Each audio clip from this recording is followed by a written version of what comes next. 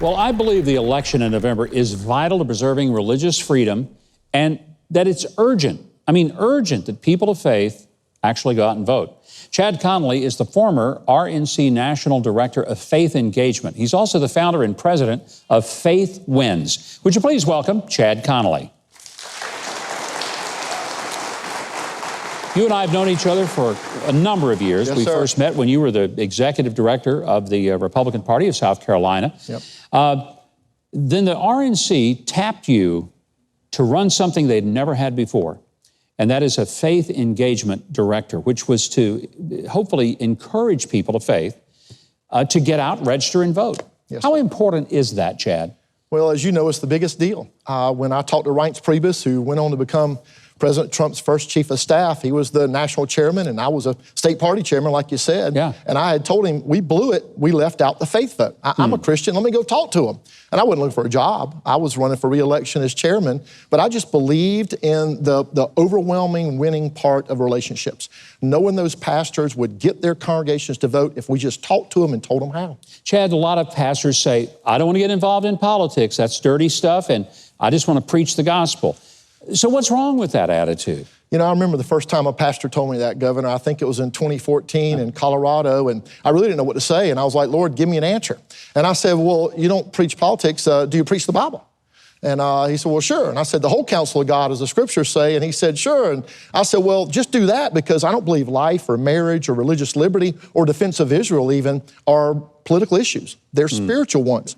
You know, people will say about the two candidates for president, well, one is abrasive and he tweets stuff that we don't like. And look, I get that. I mean, I totally understand it. But how do you deal with those people who are looking to elect their Sunday school teacher to be their president or their governor or their senator? You know, I tell them we're not voting for a Sunday school teacher, but I also point out to them that you're not just voting for president or a congressman or a senator or a county council. You're voting for the policies and the principles they believe in. If you're going to defend life and the preborn, the unborn, if you're going to stand for traditional biblical marriage, if you're going to stand for religious liberty, now's the time to let your voice be heard. And if you don't register to vote, then you don't have a voice. If you don't have a voice, you can't complain. And I think it's important that what you do with Faith Wins, you're not telling people how to vote. You're not saying vote for this guy, this guy. It's not about that. It's register to vote and then go vote. Now, I want us to sort of talk about how many Christians sit it out. Yeah.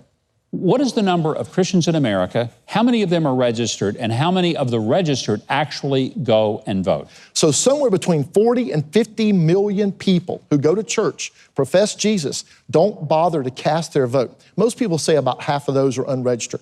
So our effort this year, we're just going to have the most robust, most accurately measured voter registration drive in the evangelical church in modern political history. That's our goal. I think, as we've said, it's not about telling people how to vote, but if a person is a believer, if they really care about the sanctity of life in Israel, that's right, they're going to have a clear choice. And if they declare about or care about law and order and whether mobs should rule, I mean, there's some pretty distinguishing issues. But I can't imagine that many millions of Christians just stay home. What are the excuses that they give? I did on my website 5 top objections. One of them was, you just said it, politics is dirty business. Yeah. Well, maybe that's why Christians should be involved. One of them is, we don't know how to do voter registration. So we have links. We have a pastor's toolkit where they can click on there. We even have a link for anybody to register in any state. It's way easier than they think. The excuses are kind of useless these days. If now's not the time to stand up, I don't know when is. How would a pastor, or for that matter, anyone, find out about voter registration so that they may conduct it in their church or in their neighborhood? We try to make this easy. So we create a little bit of an app. It's you can text the number 76076. It'll be on your screen. And you just text this one word you put together, my voice. And when you text that, you're going to get a link for an individual voter registration. All 50 states are there, or a pastor's toolkit, all free resources that a pastor can have. Here's how we run it in the church. Here's how we collect it by state, what the different rules are.